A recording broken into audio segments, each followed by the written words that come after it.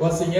உன் சகோதரன் யூதா மரித்தான், திரும்ப உயிர்த்தான், திரும்பவும் காணப்பட்டான், ஆனபடியினாலே நாம் சந்தோஷப்பட்டு மகிழ்ச்சியாக இருக்க வேண்டுமே என்று சொன்னான் என்றான். ஆனா அவன் போகல. வாசிங்க. 1 கொரிந்தியர் நிருபம் 1 கொரிந்தியர் 6ஆம் அதிகாரம் 1 கொரிந்தியர் 6ஆம் அதிகாரம் 9ஆம் வசனத்திலிருந்து 11ஆம் வசனம் வரை. அநியாயக்காரர் தேவனுடைய ராஜ்யத்தை சுதந்தரிப்பதில்லை என்று அறியீர்களா? வஞ்சிக்கப்படாதிருங்கள். வேசி மார்க்கத்தாரும்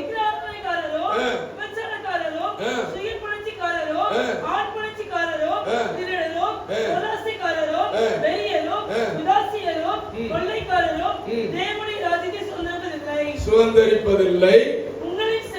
உங்களில் சிலர் இப்படிப்பட்டவர்களாய் இருந்தீர்கள். ஆயினும் கர்த்தராகிய இயேசுவின் நாமத்தினாலும் தேவனுடைய அன்பினாலும் கழுவப்பட்டீர்கள், பரிசுத்தமாக்கப்பட்டீர்கள், நீதிமான்களாக்கப்பட்டீர்கள். எல்லாவற்றையும் அனுபவிக்க நம்மளுக்கு அதிகாரம் உண்டு. ஆனாலும் எல்லாம்